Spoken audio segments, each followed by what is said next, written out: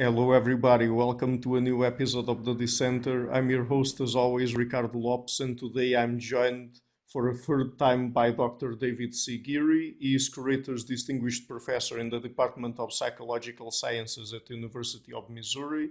And today we're going to talk about his book, Male, Female, The Evolution of Human Sex Differences. We've already done a first part, let's say, of our talk about this book that I will leave a link to in the description box of this interview. Today is the second part. So, Dr. Geary, welcome back to the show. It's always a pleasure to everyone. Yeah, it's a pleasure for me as well. Thank you for the invitation. Great. So let's start with this. Do we know what kinds of traits develop or evolve through sexual selection? Sure. So sexual selection involves competition with members of the same sex for control of mates or resources such as nesting sites that mates need to reproduce. It also involves discriminating mate choices. So you like this guy or girl more than the other one. And those traits can be anything. It can be plumage coloration. It can be behavioral traits such as courtship dances. It can be physical traits such as antlers or horns or just large physical size. It can also involve brain and cognitive traits, as in birdsong or spatial navigational abilities. Mm-hmm. But I mean, when we see or we observe differences between the sexes, we Mm-hmm. can't immediately assume that they are the result of either natural selection, uh, specifically sexual selection, or even cultural selection, for example, right? I mean, we can't assume one or the other. Right, right. Yeah, typically, if you see sex differences that are consistent across populations Hmm. of the species, um, and especially if they emerge during adolescence, Hmm. right before mating competition and choices begin, and or if they emerge only at the mating season, for example, which Hmm. happens in a lot of species, I think you can assume that it's probably related to reproductive competition and choice. Um, Natural selection, like having different foraging strategies or whatever, could be due to um, natural selection, liking different foods. But sexual selection is a good bet for a lot of them. Right. Let's talk a little bit about mating now. What are the trade-offs that we, of course, we're focusing on humans here, have to make between parental investment and mating opportunities? Okay, so yeah, just focusing on people. First, what we see in mammals is greater investment of females in offspring than males. That's a very, very common thing. So you see more um, engagement of females with offspring than males, and that's true in people as well. And it's due to internal gestation and postpartum suckling. Dads can't breastfeed, and so you have that bias there. With a lot of mammals, the males don't provide any um, investment at all in offspring, or if they do provide it, it's a short-term protection type of thing while the infant is particularly vulnerable. For humans, the man's investment is what's called facultative, meaning that it's helpful to have the guy around and have him invest, but it's not absolutely necessary. And so the guys have options. They can invest heavily in one or a few offspring, or they can take those time, resources, energy, and so forth and look for an additional mate. So that you have this trade-off between mating and parenting that is much stronger in men than in women. Mhm. And with that in mind, and is focusing specifically on the fact that, as you said, parental investment for males is facultative. How and why did fatherhood in humans evolve? Yeah, that's a great question because if we look at our two closest relatives, chimpanzees and bonobos, the males do nothing. There is no fatherhood. They don't even know who their offspring are. Mhm. And if we go back to gorillas, there are dads, and there's a dominant male, a few females, and their offspring, and the male provides protection and hangs out with the offspring and so forth. So there is you have to go way back in our evolutionary history to see fathering. Now, how this arose in people is still debated. I've proposed with some of my colleagues that our deep ancestors, going back, say, 4 million years or so to Lucy in the Australopithecines, we've argued that our ancestors were much like gorillas, that you had a dominant male, a few females, and their offspring, and that male was very sure that they were his offspring. So he was invested in protecting them, and they hang out with him and so forth. And if that's the case, then we have a very long 4 million years or so evolutionary history of some level of male parenting. Now, if our ancestors were like chimpanzees, then getting from zero parenting, very promiscuous mating on the part of the females, much more complicated set of changes, which is why we argue for the gorilla-like ancestors. Mhm. By the way, in humans, what is the primary role that fathers play? Because there are different theories out there. Some focus on providing resources, but Mhm. there are also others that say that the role is basically about protecting children from infanticide. Mhm. Right. Yeah. So that's a big debate right now among primatologists. The debate being whether, when you see male investment, whether infanticide is really the core, at least initial driving factor. Um, because when the mom is suckling, she won't go into estrus. She's not receptive. And so a new male comes in, takes over the troop. If he kills the suckling infants, then mom goes back into estrus and he can mate with her. Mhm. Uh, so that's the argument that the males need to stick around long enough to stop that from happening. Uh, and I think that that is a reasonable argument, or at least part of it. Certainly true with gorillas, that extra group males are very infanticidal, and protecting of the offspring is very important there. Um, for people, guys also in traditional societies do provide protection. They also provide resources, um, potential sources of status if the woman and kid is married to a higher status male, so they're treated better by them. So it's a mixture of things that the men provide. Mhm.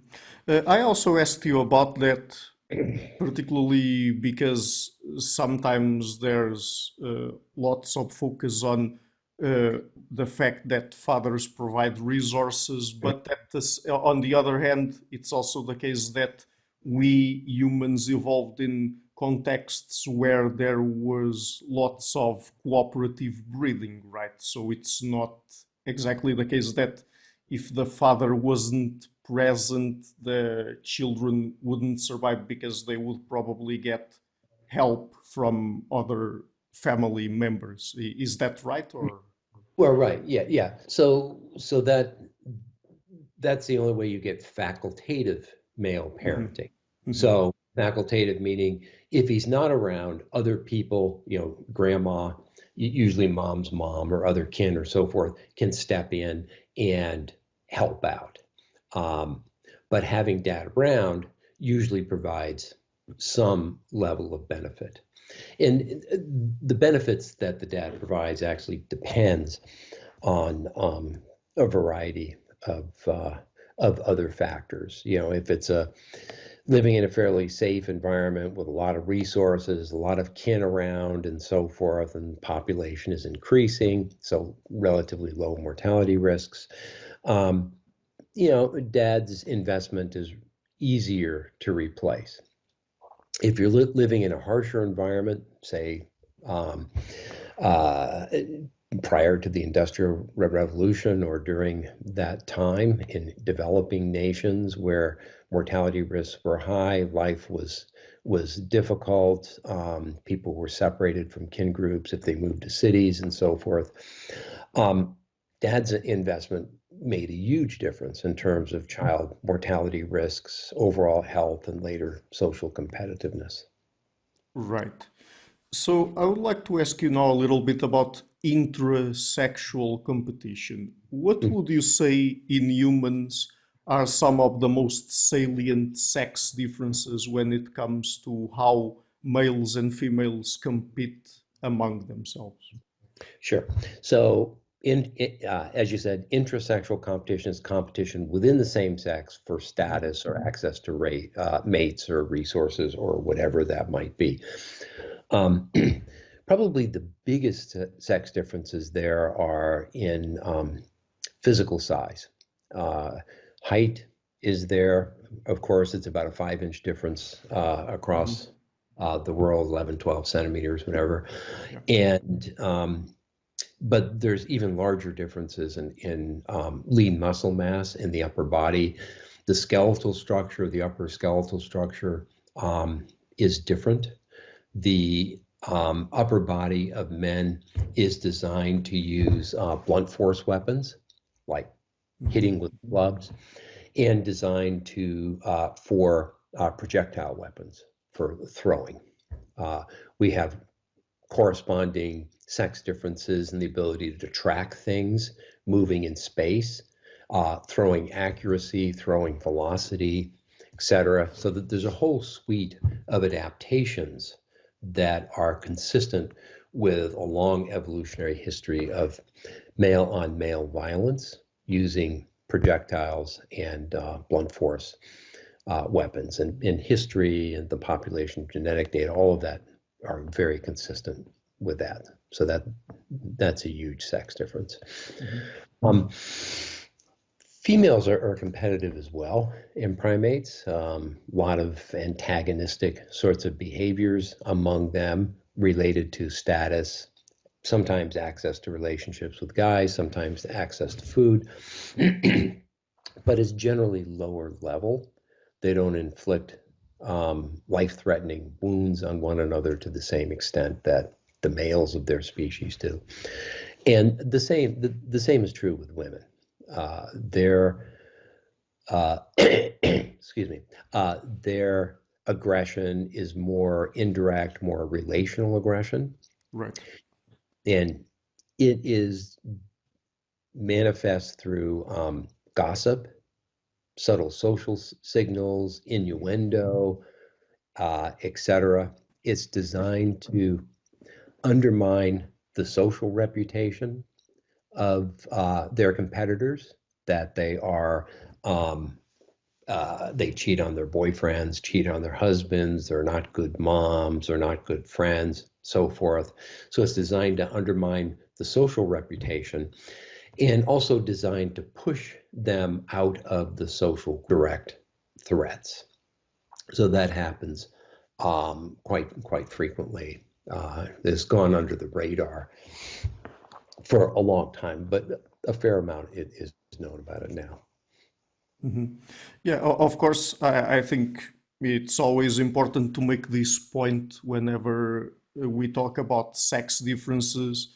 These sex differences you're mentioning are average sex differences, right? I mean, it's not that there's no overlap at all and that men do not resort to indirect, let's say, competition at all, or women cannot be more physically violent Right, sometimes at all, right? right. Yeah. Great point. Yeah, there's typically overlap. Sometimes a lot of overlap. Mhm. If you think of men and women as kind of normally distributed in whatever trait we're talking about, and sometimes there's not a lot of overlap. With the lean muscle mass in the upper body, there's actually not much overlap. A little teeny bit, but not much. In terms of relational aggression, men and boys engage in relational aggression probably almost as much as girls and women do. The difference is that it doesn't have the same social or psychological effect on boys and men as it does on girls and women. Mhm. So the boys and men, it just doesn't affect them as much. But the girls and women who are the victims of relational aggression in prospective studies, you see increased rates of anxiety, depression, suicidal ideation, and other types of psychological distress, especially if they are socially isolated. Right. Um, do sex ratios influence intrasexual competition in any way? I mean, the way that men and women compete, and also perhaps what they compete for? Mhm.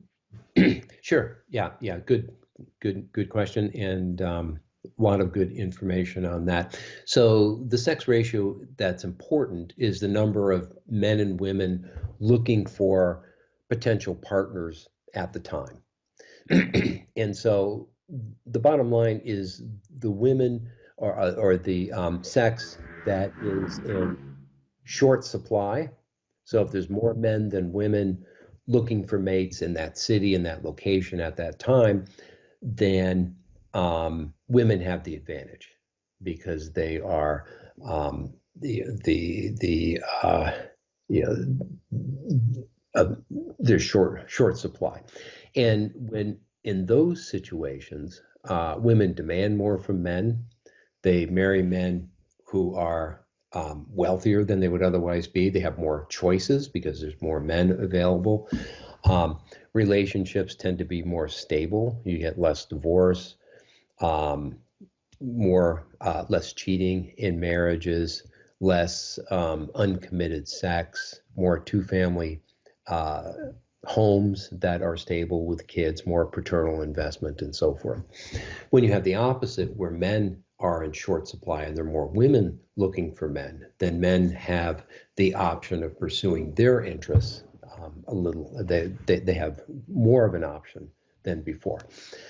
And so during those times, we see um, more promiscuous sex, more uncommitted sex, um, more higher divorce rates, lower marriage rates, more single family homes, less kind of committed relationships of the men to women and the families.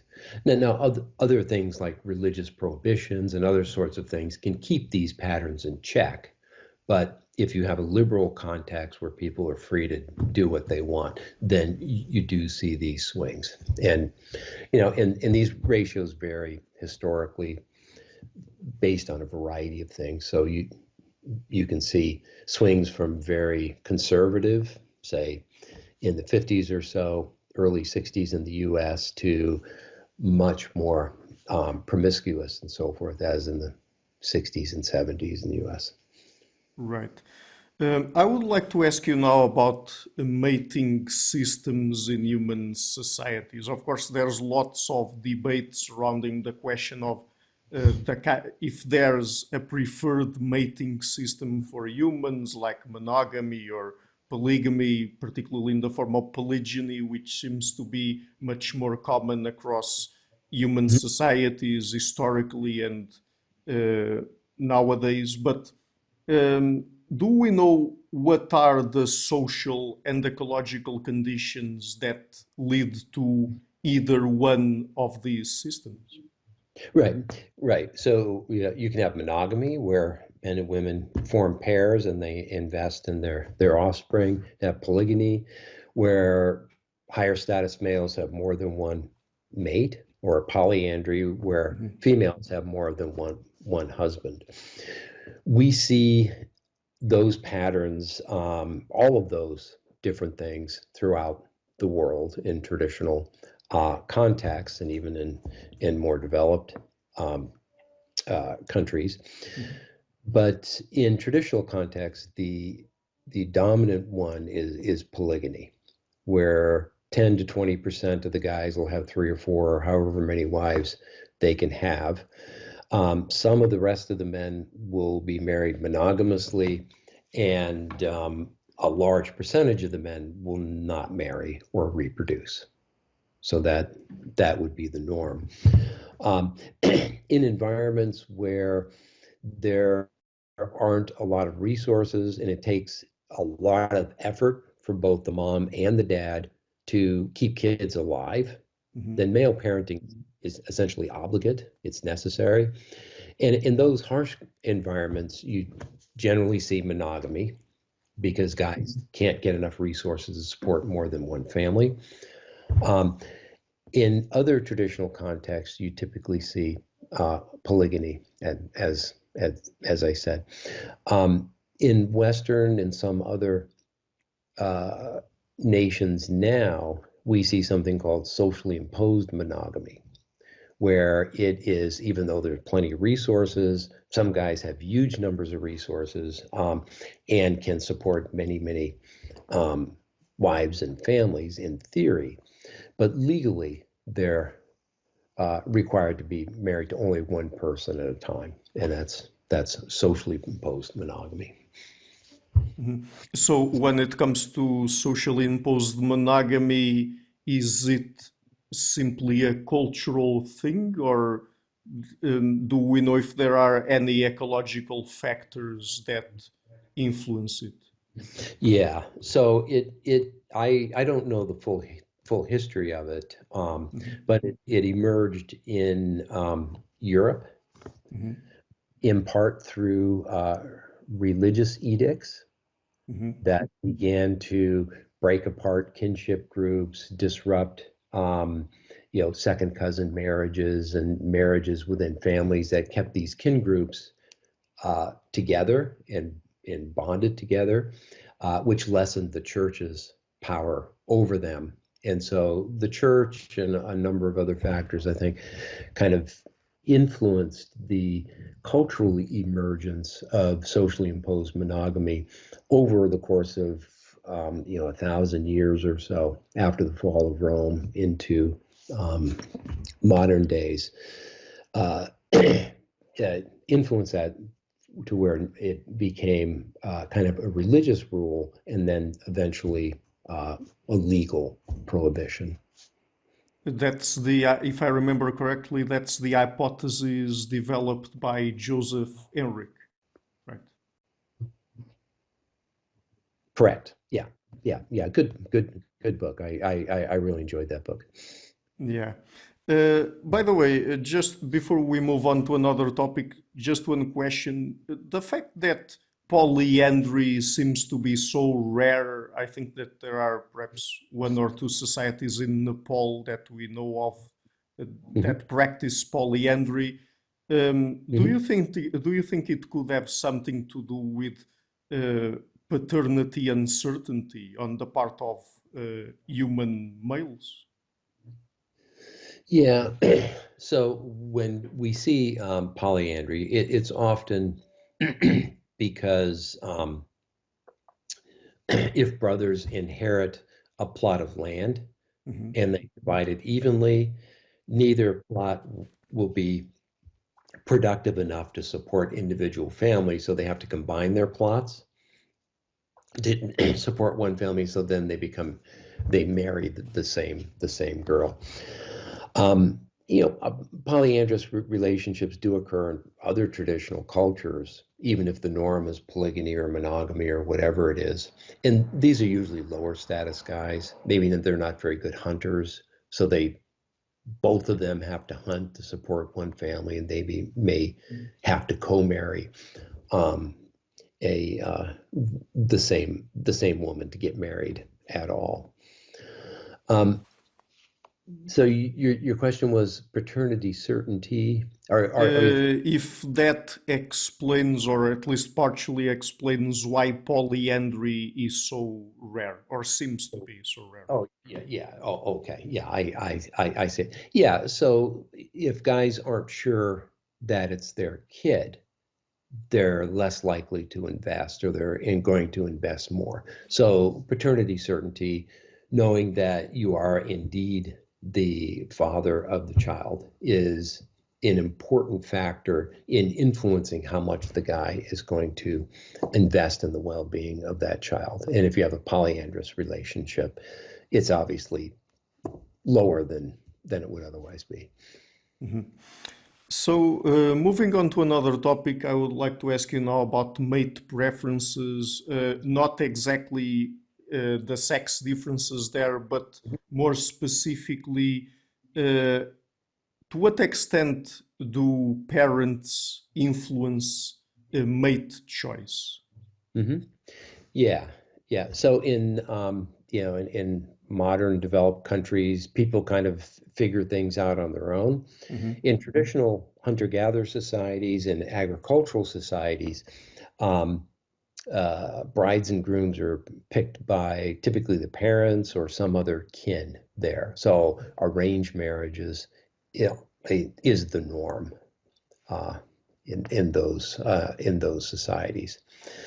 And the parents make choices based on a variety of things, maybe for political alliances with Mhm. another family or another group or tribe, or if it's picking for a bride, they will typically focus on how many resources the groom and the groom's family can provide to the bride, because that's going to make a big difference in terms of to be healthy and have healthy kids. Or maybe they need resources that they then give to their son, who can then use them to get married himself.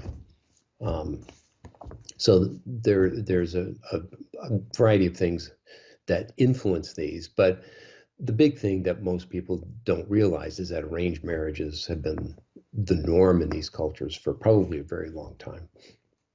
And it's still the case in some modern cultures, right? Right. Yeah. Like, for example, even in China nowadays. I'm not sure if all across China, but there are certain places where it's still the norm. Yeah, yeah, that could be. I don't think it's the norm in more urban areas, Right. but in certainly more rural areas where there's a lot of those still in China, and in India, it's not uncommon. Mhm. And another interesting thing I think is that it seems that sometimes, at least when it comes to mate choice, the interests of the parents are not always aligned with the interests of their offspring, right? Right. Yeah. So conflict of interest do happen, and maybe they're the norm. I'm not sure about that, but as I said, the parents may want to develop some type of political alliance with this other family, or maybe they want to get resources from the groom and his parents that they can then use themselves. Maybe the bride will get some, and they'll get some.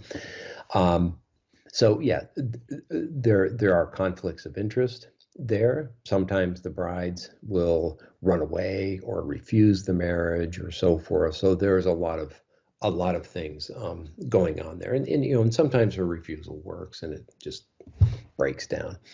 Mhm. And what about social influences? I mean, in what ways are people influenced by other people from their community, for example, when it comes to picking a mate? Yeah. So social influences. I'm not exactly sure what you mean. For example, if I'm not mistaken, when it comes to women choosing a partner, they sometimes uh, think that a man that has already been partnered with someone that basically has had the validation of some other women as a good partner is more attractive than someone who hasn't. Okay. Okay. Yeah. So that's mate copying. Mhm. And yeah, it does occur in some species and probably with people to some extent. So finding a good partner can be difficult. It can take a long time, and there's a lot of possibilities, and many of them aren't good fits, and so forth.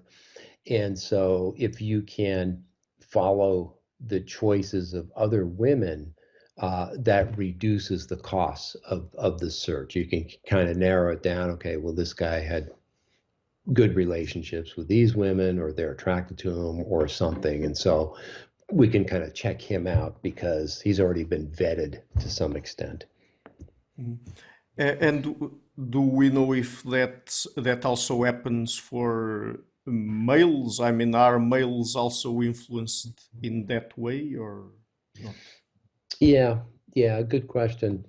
Of course, in traditional cultures, as we said, the parents or other kin make the choices, and so that it's not not really a big issue there. I would suspect that it's probably more common in women than men Mhm. because men are more focused on physical characteristics and traits, which you can assess pretty quickly just by looking at somebody. You can assess Mhm. age, how healthy they look, and so forth. And you don't need other information. With women, physical attractiveness is important, but other traits are more important. How uh, his status, how prosperous he is, but also his behavior toward them, his kindness, and other types of things. These are things that you cannot reliably assess by just looking at somebody or interacting very quickly.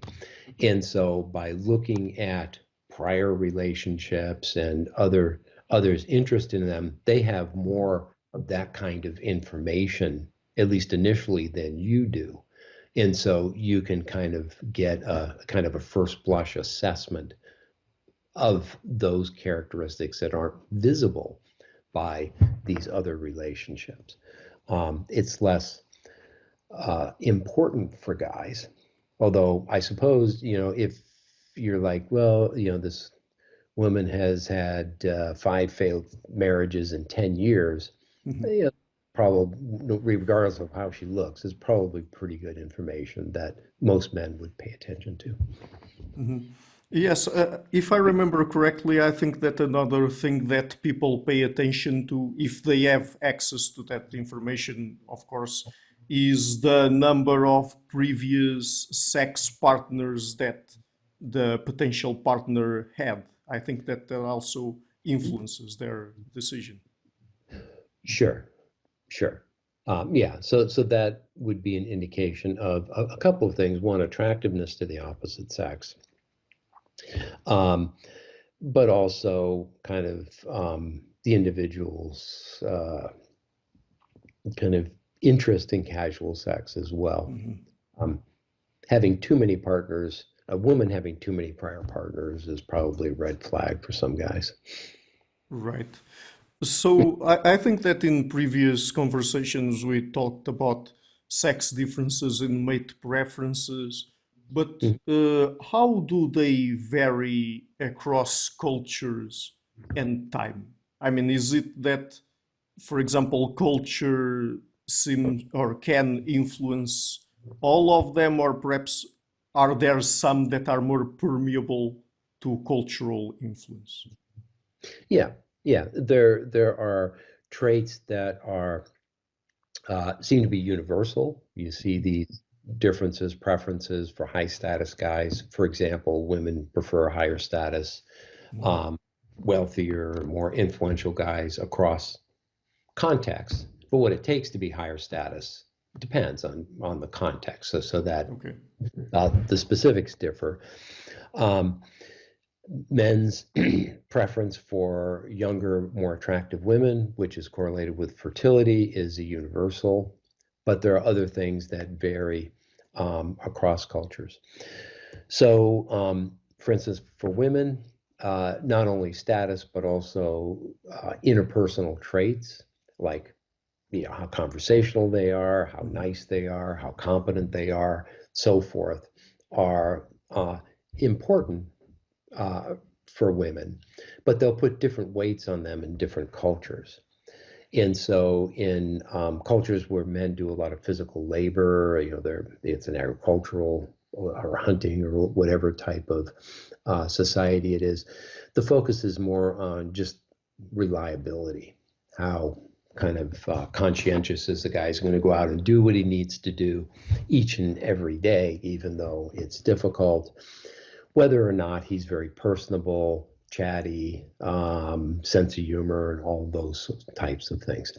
When you move to more developed countries with more social safety nets and less rigorous activities for guys, and in societies where men and women kind of live together away from their kin groups, women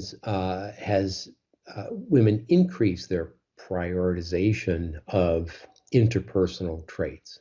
Right. Kindness, sociability, and so forth. They're kind of interpersonal luxuries that women would like to have in other contexts, but they'll downrate them if they have to. Mm-hmm. For men, things like women's weight varies. In some contexts, they prefer heavier women. Other contexts, they prefer thinner women. And it usually depends on whether the weight is related to social status or not. So in societies where a lot of people are poor, only the wealthy are heavier.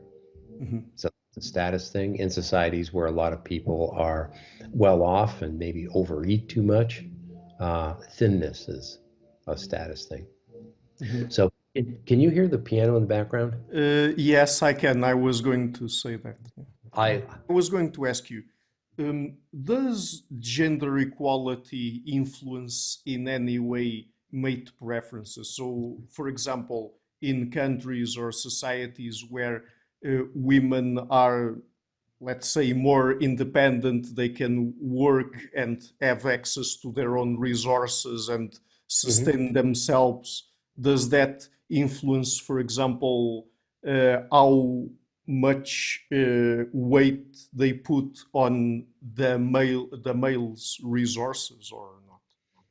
Yeah, great question. So gender equality tends to be associated with wealthier, liberal democracies where there's more individualism and there's broader social political rights for everybody, including women. So you have more women.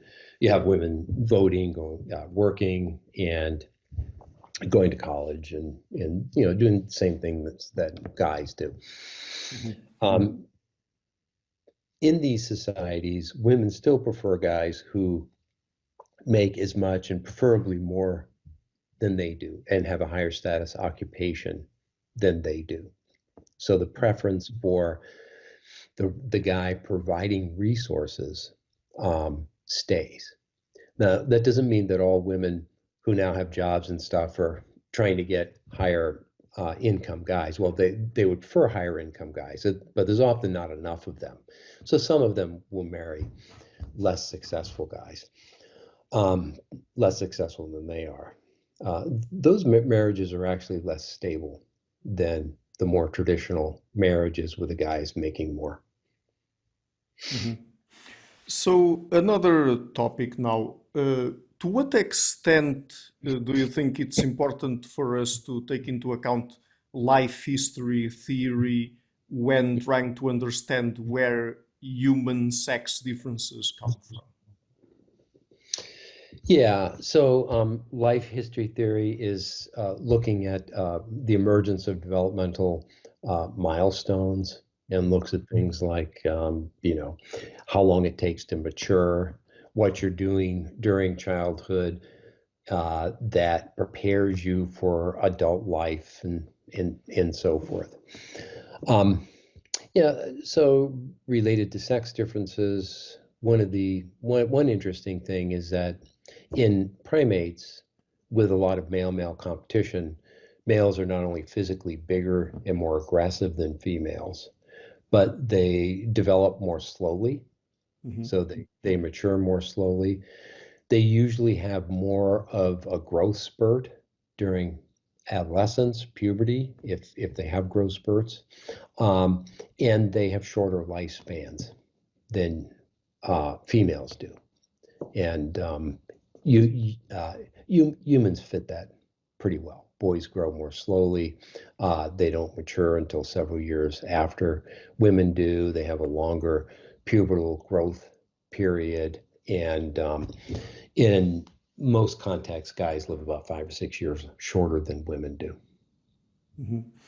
And is it important for us to also pay attention to perhaps differences during development, like, for example, the kinds of activities boys and girls engage in and what they prefer to do and how they behave uh, toward other boys and girls? I mean, people from the same gender. Right. Yeah. So boys and girls will part of these developmental activities are child initiated. Boys and girls, kids will engage and develop their own little societies and their own activities and so forth, and they're learning a lot from these activities. Now, if there's only a couple of other kids around, boys and girls will play together. But if there's big social groups, boys and girls tend to segregate, where boys, especially during the late preschool, elementary school years, boys kind of hang together and girls kind of hang together. And they do different things in the context of those peer relationships. And that is an important socializing component for them. Boys are going to be forming larger groups.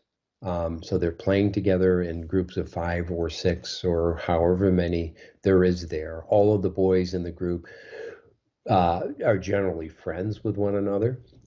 There will be a dominance hierarchy in the group where the top guy will make most of the core decisions about what to do. And these groups often engage in coordinated activities, often competing with members of other groups of boys. And that really mirrors male-male competition, across group rating and so forth that is common in traditional contexts. So the male coordination for fighting or hunting or whatever, a lot of the play activities kind of prepare them for that. Um, girls groups are smaller. They tend to be, if you just watch girls, they tend to be dyads or triads, often Mhm. dyads. The If you put groups of girls together, eventually they break off into smaller groups of cliques. The girls are developing very intimate relationships with one or two other girls. Relative to boys, there's much more sharing about their feelings, their history, their thoughts, who they like, dislike, and so forth. So they're learning to develop very intimate, emotionally and socially supportive relationships during that time. And having these supportive relationships is very important when they become adults, and an important source of cooperative, childcare and support in there. So they're doing very different things. Mhm. So that tells us also something about male and female friendships, right? I mean, there's also sex differences when it comes to that. Male friendships do not work exactly the same as female friendships, right? Yeah, for sure, and that's confused developmental psychologists for decades. Some of them seem to feel that male friendships are somehow lacking in some way. So focusing on female friendships, friendships are often defined in this literature as disclosure and intimacy. How much does that other person know about you personally, not only your background, but your current thoughts, feelings, and so forth? How much do you share information? How equitable is the relationship in terms of give and take? And how socially and emotionally supportive is that person when you need them? So they tend to be very intense, high demand relationships in terms of time and emotional investment and so forth. So you can't have that many of them. Guys' relationships develop based on shared activities rather than shared feelings and shared personal experience, background information. So guys get together, coordinate their activities to accomplish something, often to compete against other guys, but it can be some other joint activities. And engagement in this activity in and of itself, especially if it's successful, helps bond the guys together. And so they, of course, talk about their background and their feelings and stuff, and they may have best friends within that group and so forth, but they still don't do it to the same extent that women do. And I've argued that boys groups develop this way, the larger goal-oriented groups, because if they had the high intensity, intimate relationships that girls had, these groups would be smaller necessarily because it takes more effort for these BFF relationships. Right. And smaller groups are more vulnerable. Smaller groups of men are more vulnerable in traditional contexts when it comes to male-male warfare. And so you have to have a mechanism that integrates guys together, coordinates their activities, has a dominance hierarchy. Somebody has to make decisions in difficult situations, and allows the group to expand in size. A group of 5 boys playing a game can easily incorporate a 6th boy in there and do the same exact thing. 2 girls talking together about something very personal, emotionally intense, and so forth, cannot really incorporate a 3rd girl in there without disrupting that dynamic. Do we know if there are also sex differences, significant sex differences, when it comes to how men and women deal with conflict in their friendships, or not? Yeah. Women's friendships are more dependent on equality and reciprocity. So both members of the dyad have to feel that they're getting as much as they're giving and that things are pretty fair and equal between them. Any conflict or movement away from equality often will lead to a breakup of the friendship. And so despite the intimacy and stuff, the girls in women's, especially girls and young women's relationships are more fragile. And so they work harder to reduce conflict and work things out to keep things kind of equal. Guys are generally more direct about things. If there are conflicts, and there often are, especially when groups of guys first get together, they have to kind of figure out, who's the boss and who's going to follow and all of that. So conflict is inherent in that process, and they're tolerant of it. They don't leave the group typically, even though they're not the alpha male and there's conflict in there. So they're held together. There's greater tolerance of conflict in the males' relationships. In fact, once a dominance hierarchy and all of that stuff is settled out in the guys, they actually get more cooperative and supportive of one another and less conflictual. So I want to ask you something now that I don't remember asking anyone before. So when it comes to developmental psychology, I mean, of course, there's this big literature on sex differences and how they develop. Some people favor more of a socialization approach, let's say, or a socio-cultural approach. Other people favor more of a biological slash evolutionary approach. But for example, when children are exposed to males and females, and let's say that they are exposed to a female that exhibits behavior that is typical of the opposite sex, that is typical of a male.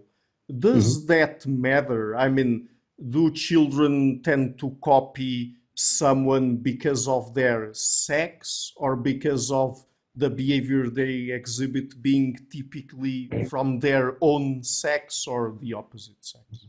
Right. So, yeah, that's a great question, and there's a lot of confusion and misinformation on that, in among professionals and the lay public. Um, yeah, the social learning theory, where we kind of learn how to behave in social context by imitating others, was a big thing in the 60s and 70s, and it is important. Social learning clearly happens. Mhm. Um, and so there were a lot of studies based on the assumption that, well, boys learn to do guy things by imitating their dad, and girls imitating their mom. So there was actually dozens and dozens of studies on that. And it's not straightforward. It's not the case that boys will only imitate their dad and girls will only imitate their mom.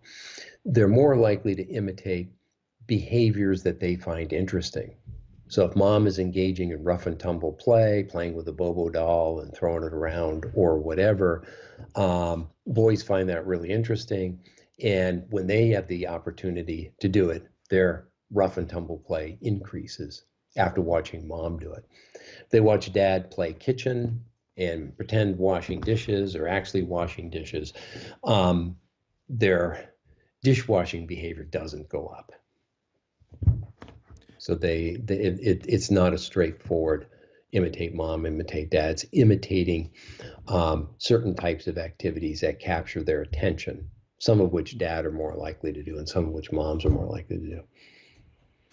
So, and what would be the explanation for that? I mean, is it that children come innately psychologically equipped with some mechanism or set of mechanisms to, even before being socialized, I think being able to pay attention more to behaviors that are typically male or female?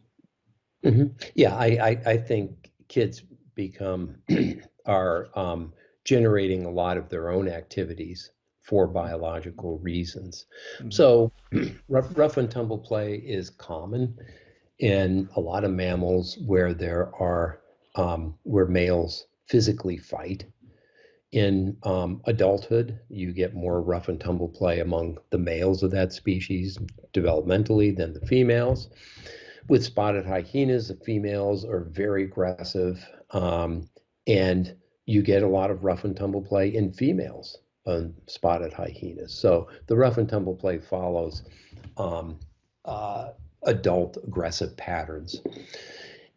And that's the same in people. The rough and tumble boys engage in rough and tumble play, um, all on their own because they find it fun and amusing. Girls generally don't like being pushed around and jumped on and so forth, and they withdraw from those types of things. Now, cultural factors can um, ramp it up. So, in cultures where where there's a lot of male on male violence in the society, will escalate the rough and tumble play among boys and make it rougher than it would otherwise be, making meaner, more aggressive, less sensitive boys.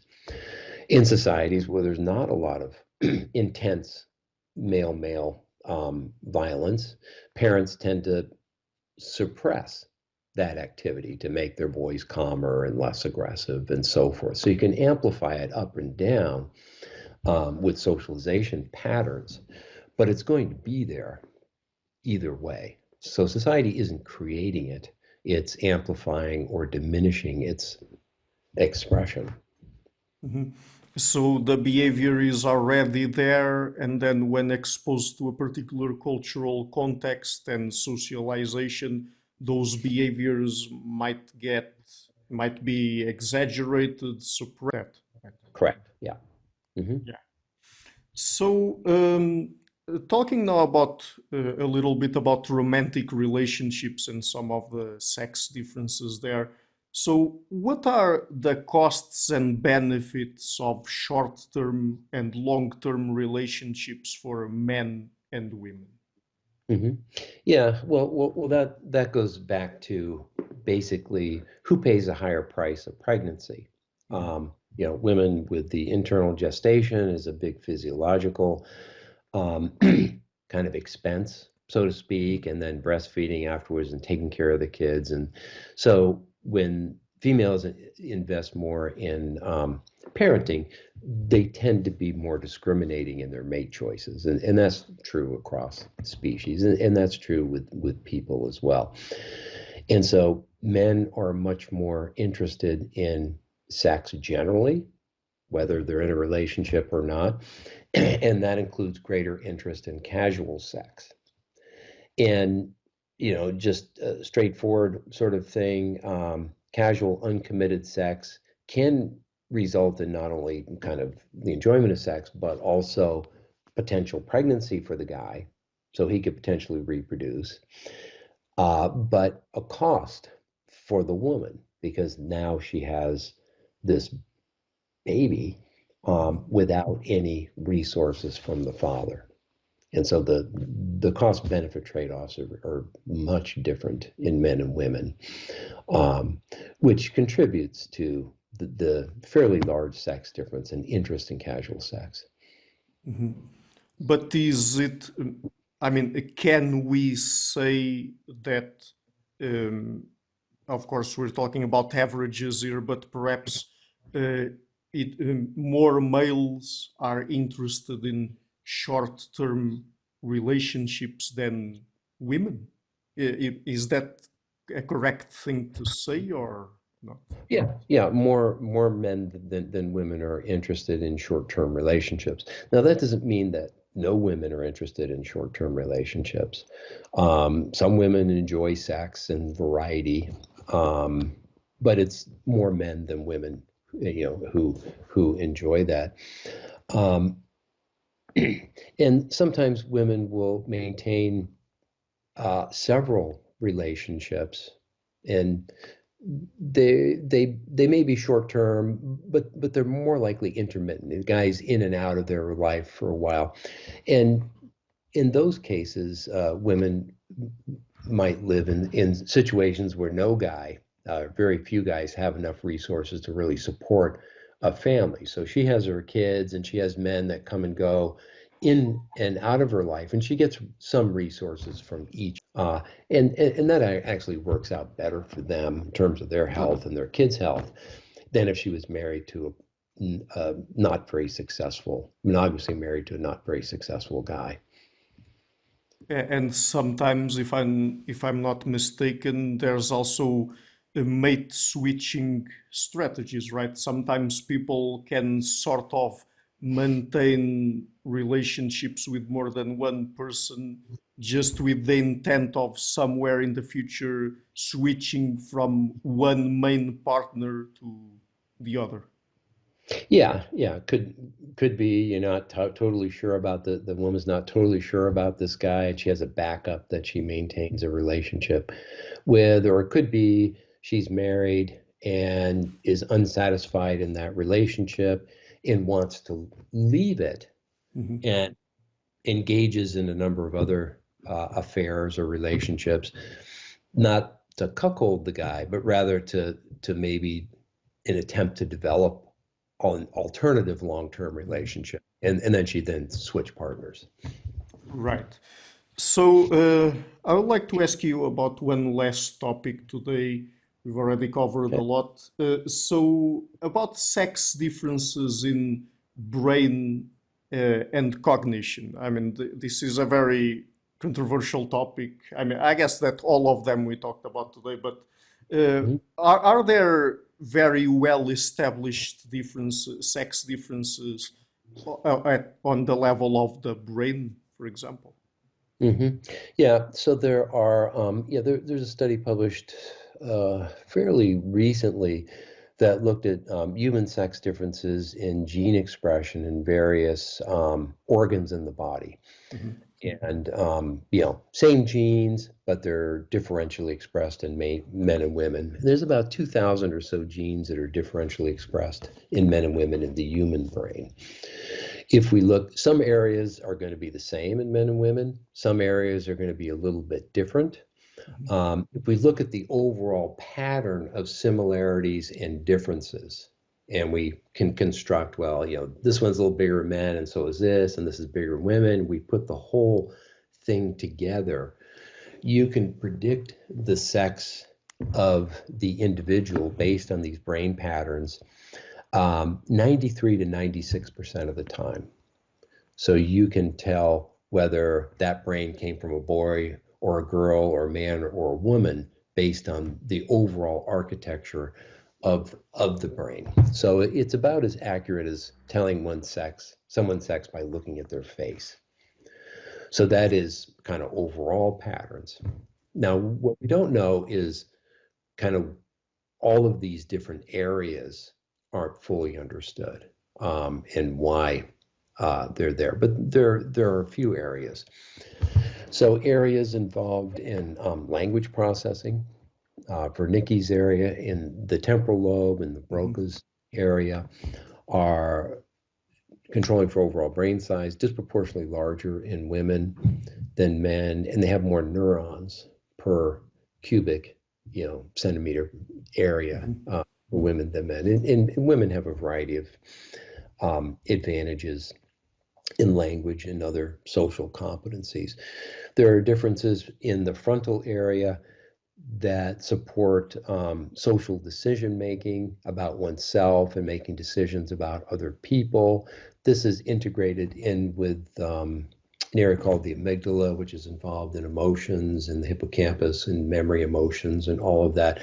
So the architecture of that system, there are differences there as well, some of which emerge during puberty. Mhm. So those are pretty well understood. Um, there are differences in the parietal cortex, kind of back here, that are involved in visual spatial representations. There's more surface area in those areas. If you unfold all the sulci and gyri and stuff and kind of flatten it out, it's larger in men, proportionally larger, controlling for overall brain size in men than women. And men are better at of the variety of visual, spatial, mechanical reasoning, other types of things that are supported by those regions than women are. And so yes, there's a lot that needs to be learned, and a lot more work to do. But it's also clear that there are substantive overall differences in brain architecture. There are large differences in patterns of gene expression, and there are differences in specific areas of the brains that we know support cognitive and social sex differences that have been well documented with non-brain imaging studies. Mhm. By the way, I think this is a fair question to ask. Those differences you mentioned, those have been studied mostly in the brains of adults, correct?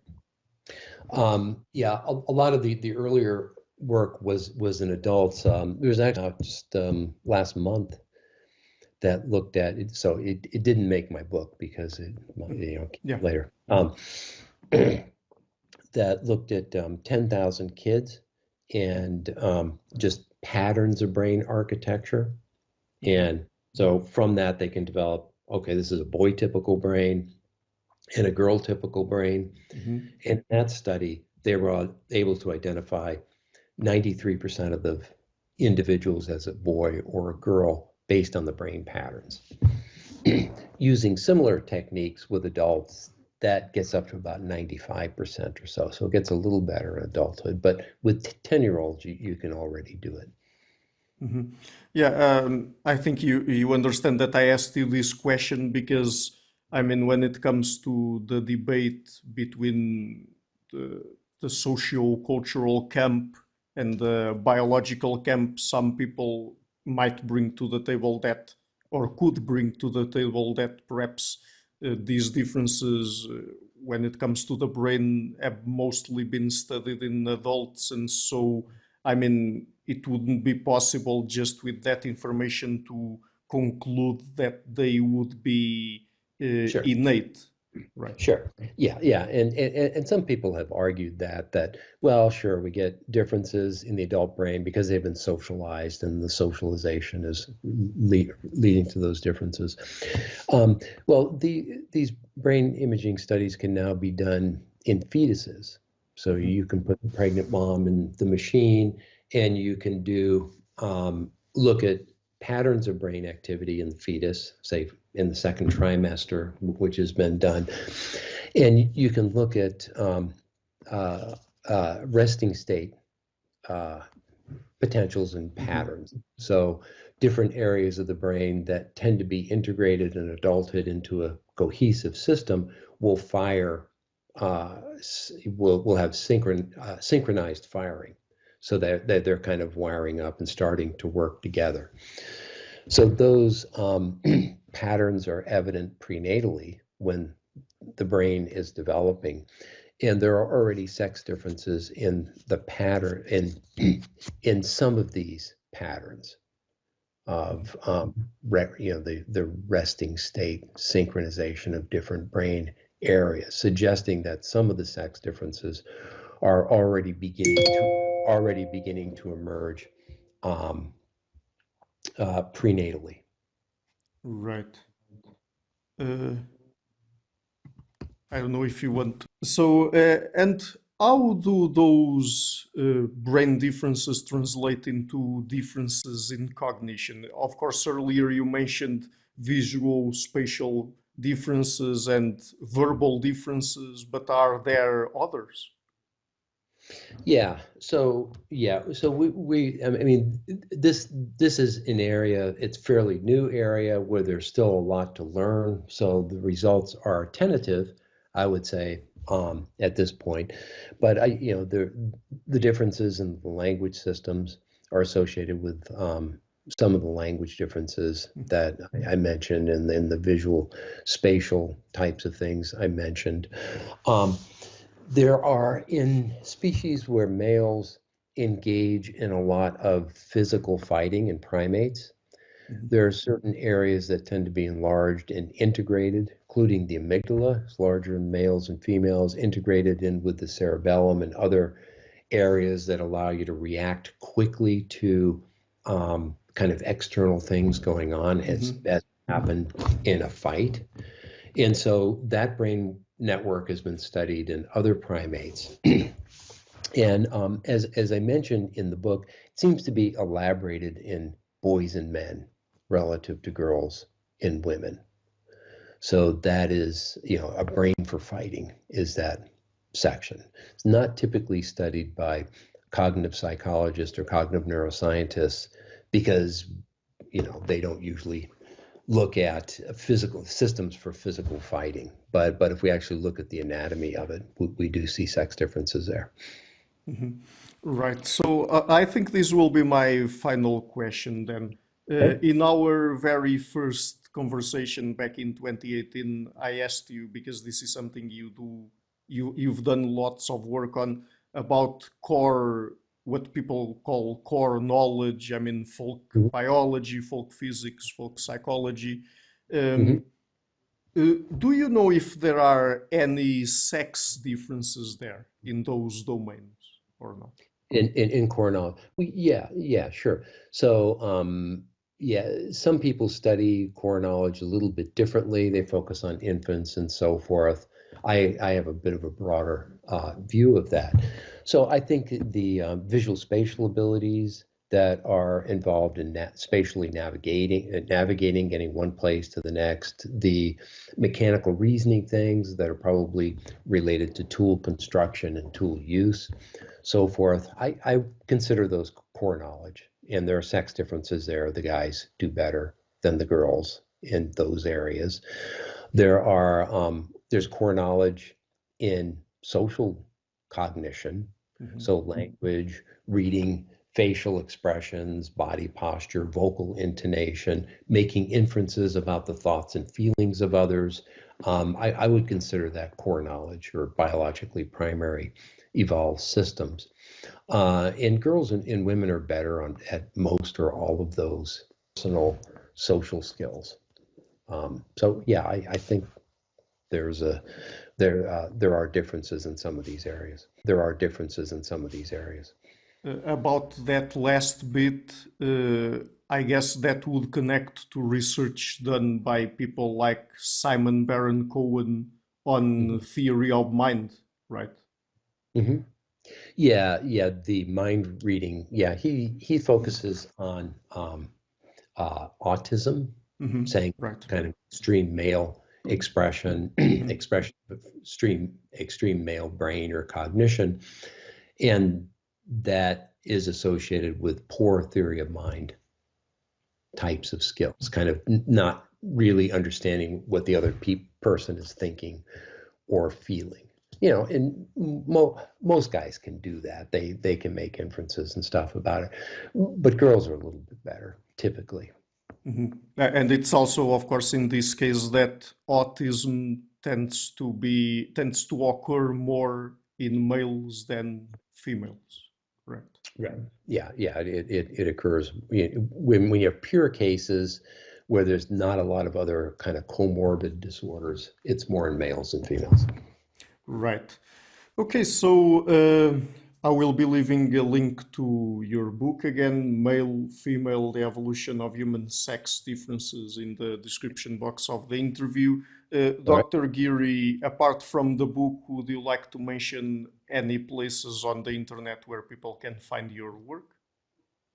I've written a few articles on sex differences for Quillette, including one recently that touches on some of these sex differences in brain and cognition, but also differences in parenting and the number of sexes, which is two. There are the reasons we only have two sexes and so forth. That might be interesting. I'll send you a link.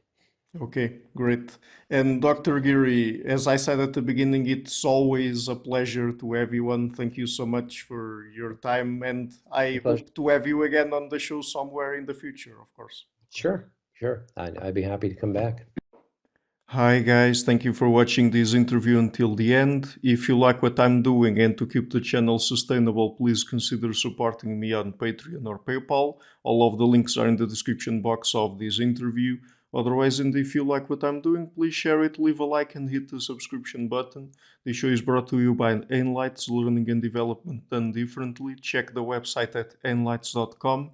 I would also like to give a huge thank you to my main patrons and PayPal supporters, Karen Litska and Blanchett Paraga Larson, Lau Guerrero, Francis Ford, Hans Frederick Sunder, Ricardo Vladimiro, Craig Healy, Adam Castle, Olaf Alex, Jonathan Wiesel, Jacob Klinkby, Matthew Whittingbird, Arno Wolf, Tim Hollis, Ian Ricalania, John Connors, Paulina Barron, Philip Force Connolly, Jerry Mueller, Herbert Gintis, Rutger Voss, Wo Weingard, Rebecca Newberger, Goldstein, Dan Demetri, Robert Windager, Rui Narcio, Arthur Coe, Zup, Marco Neves, Colin Holbrook, Susan Pinker, Bernardo Seixas, Pablo Santurbano, Simon Columbus, Jorge Espinha, Phil Kavanagh, Corey Clark, Mark Blythe, Roberto Enguanzo, Michael Stormir, Eric Neumann, Samuel Andreev, Tiago Nunes, Bernardini, Alexander Dunbauer, Fergal Cusson, Ivan Bodrenko, Paul Herzog, Don Ross, Jonathan Librant, Haslem Bullet, Nathan Nguyen, Stanton T, Samuel Correa, Eric Hines, Mark Smith, J.W. João Eira, Tom Hummel, David Sloan Wilson, Yacila Dajla Araújo, Romain Roach, Dmitry Grigoriev, Diego Londonio Correa, Tom Roth, Yannick Punter, Adana Rusmani, Charlotte Bliss, Nicole Barbaro, Adam Hunt, Pavel Ostazewski, Nelek Bach, Catherine and Patrick Tobin, Al Ortiz, Guy Madison, Gary G. Hellman, João Linhares, Lida Cosmidis, Saima Afzal, Adrian Yeagy, Nick Golden, Paulo Tolentino, João Barbosa, Jules Price, Edward Hall, Edin Bronner, Franca Bortolotti, Gabriel Pons Cortez, Ursula Litzke, Denise Cook, Scott, Zachary Fish, Tim Duffy, Todd Shackelford, Sunny Smith, and John Wiseman. My producers Cesar Webb, Jim Frank, Lucas Stafiniak, Luís Caetano, Tom Wagner, Curtis Dixon, João Linhares, Benedict Mueller, Vega Guidi, Sardus Francis, Thomas Trumbull, and Nuno Welder, and my executive producers Michel Rugieski, Rosie, James Pratt, Matthew Lavender, Sergio Quadriano, and Bogdan Kanivets. Thank you for all.